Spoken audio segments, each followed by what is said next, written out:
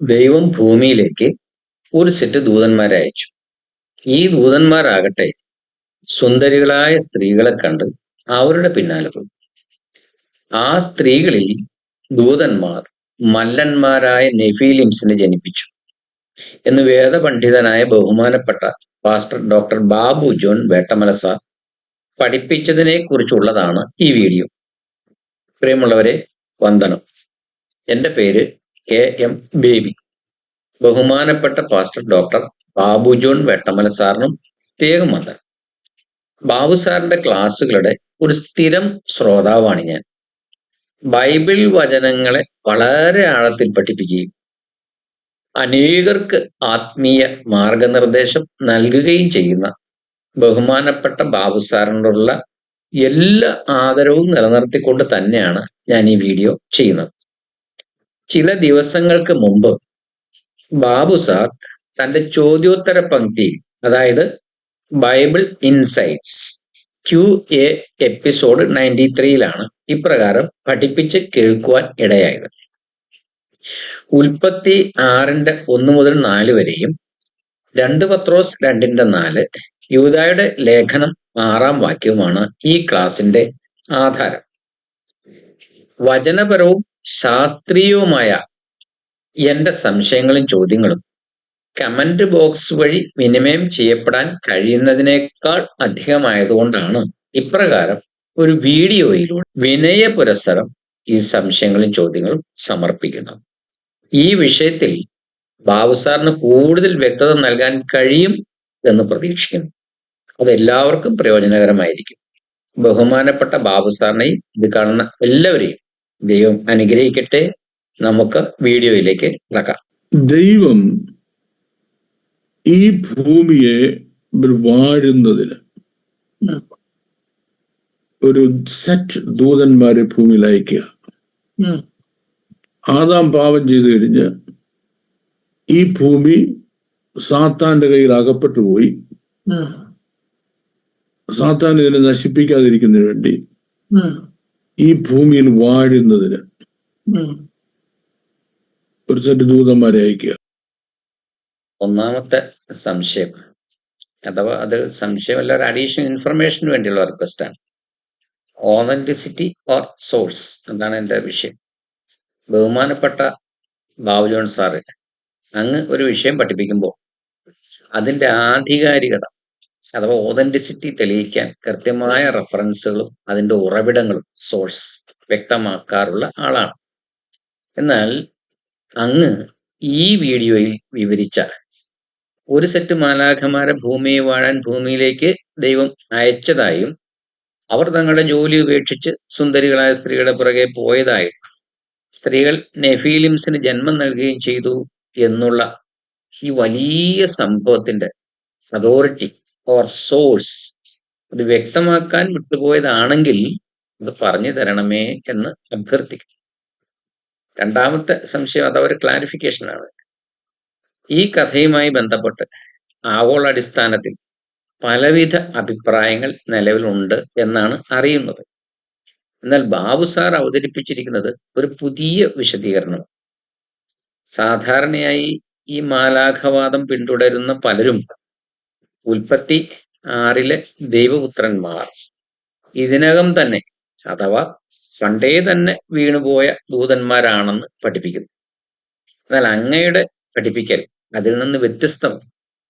അങ്ങ് തന്ന ക്ലാസ് അനുസരിച്ച്, ഒന്ന്, അവർ നേരത്തെ വീണുപോയ പിശാചിന്റെ കൂട്ടരല്ല.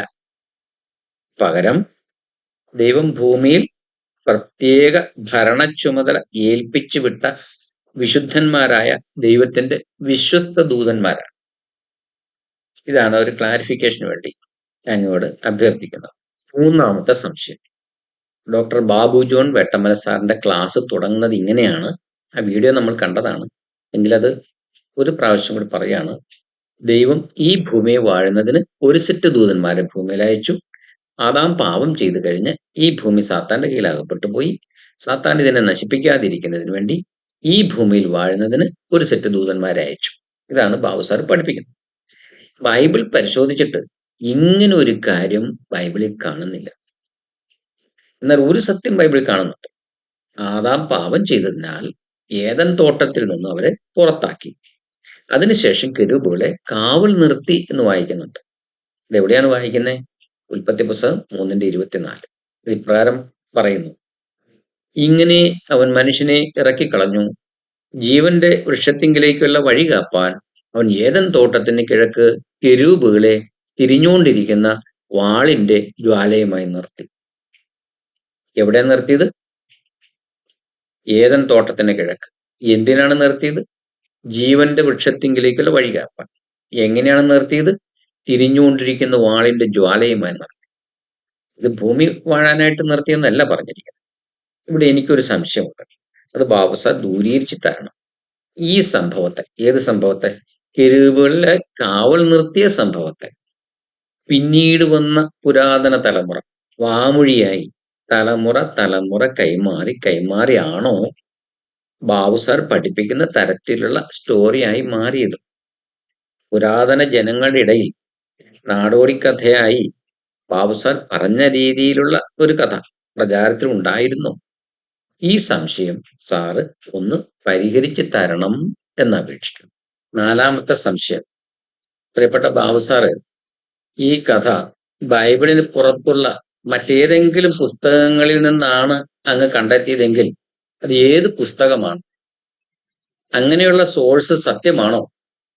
ബൈബിളിന്റെ അന്തസത്തയ്ക്ക് അഥവാ ബൈബിളിലെ മറ്റുപദേശങ്ങൾക്ക് നിരക്കുന്നവയാണോ? ആ പുസ്തകങ്ങൾ അങ്ങയുടെ അഭിപ്രായത്തിൽ ദൈവവചനമാണോ? അങ്ങനെയെങ്കിൽ എന്തുകൊണ്ടാണ് ആ പുസ്തകങ്ങൾ നമ്മുടെ സത്യവേദ പുസ്തകത്തിൽ നിന്നും മാറ്റി നിർത്തിയത് എന്ന കാര്യം കൂടി പറഞ്ഞു തരണം എന്നപേക്ഷിക്കുന്നു. സാത്താൻ ഇതിനെ നശിപ്പിക്കാതിരിക്കുന്നതിന് വേണ്ടി ഈ ഭൂമിയിൽ വാഴുന്നതിന് ഒരു സെറ്റ് ദൂതന്മാരെ അയക്കുക. ഇവരുടെ ജോലി ഇവിടെ നടക്കുന്ന കാര്യങ്ങൾ ഭൂമിയിലേക്ക് അയക്കപ്പെട്ടു ദൈവത്തിൽ നിന്ന് ഡയറക്ഷൻസ് മേടിച്ച് ഇവിടെ ചെയ്യേണ്ട കാര്യങ്ങൾ ചെയ്യുകയും ചെയ്യുന്നുള്ളതാണ്. ഭൂമിയിലേക്ക് അയക്കപ്പെട്ട ദൂതന്മാരുടെ ജോലിയാണ് പ്രിയപ്പെട്ട ബാബു സാറ് ഈ സ്ലൈഡിൽ പറയുന്നത്. ഇവരുടെ ജോലി എന്താണ്? ഇവിടെ നടക്കുന്ന കാര്യങ്ങൾ ദൈവത്തെ അറിയിക്കുക, ദൈവസന്നിധിയിൽ നിന്നും ഡയറക്ഷൻസ് വാങ്ങി ഭൂമിയിൽ ചെയ്യേണ്ട കാര്യങ്ങൾ ചെയ്യുക എന്നതായിരുന്നു അവരെ ദൈവം ഏൽപ്പിച്ചിരിക്കുന്ന ജോലി. ഇത് സംബന്ധിച്ച സംശയങ്ങൾ അടുത്ത എപ്പിസോഡിൽ നോക്കാം. സത്യാന്വേഷണം തുടരാം. ഈ ഭാഗത്തിന്റെ ഉൾപ്പെടെയുള്ള ബാക്കി സംശയങ്ങൾ അടുത്ത വീഡിയോയിൽ തുടരുന്നതാണ്. ഈ വീഡിയോയുടെ ഉദ്ദേശം ആരെയും വ്യക്തിപരമായി വിമർശിക്കുകയോ ആക്രമിക്കുകയോ തരം താഴ്ത്തുകയോ ചെയ്യാനുള്ളതല്ല. മറിച്ച് ബൈബിൾ പഠനത്തിൽ ഉയരുന്ന ചില സംശയങ്ങളും ചോദ്യങ്ങളും മുന്നോട്ട് വെക്കുക എന്നതാണ്. ഉൽപ്പത്തി 6 ദൈവപുത്രന്മാരെ കുറിച്ചും നെഫീലീമിനെ കുറിച്ചും സംഖ്യാപുസ്തകം 13:33 നെഫീലീമിനെ കുറിച്ചുമുള്ള ഈ വിഷയത്തിൽ വിവിധ വ്യാഖ്യാനങ്ങൾ നിലവിലുണ്ട്. എന്നാൽ ഒരു വ്യാഖ്യാനം സ്വീകരിക്കുമ്പോൾ അതുമായി ബന്ധപ്പെട്ട എല്ലാ ബൈബിൾ വാക്യങ്ങളെയും ഒരുപോലെ പരിഗണിക്കുകയും അവ തമ്മിൽ എങ്ങനെ പൊരുത്തപ്പെടുന്നുവെന്ന് പരിശോധിക്കുകയും ചെയ്യേണ്ടത് ആവശ്യമാണ്. അതുകൊണ്ടാണ് ഈ ചോദ്യങ്ങൾ ഉയർത്തിയിരിക്കുന്നത്. ഈ വിഷയത്തിൽ ബാബു സാറിന് കൂടുതൽ വ്യക്തത നൽകാൻ കഴിയും എന്ന് പ്രതീക്ഷിക്കുന്നു. ഇതെല്ലാവർക്കും പ്രയോജനകരമായിരിക്കും. എല്ലാവർക്കും നന്ദി. ബഹുമാനപ്പെട്ട ബാബു സാറിനെയും ഇത് കാണുന്ന എല്ലാവരെയും ദൈവം അനുഗ്രഹിക്കട്ടെ. നന്ദി.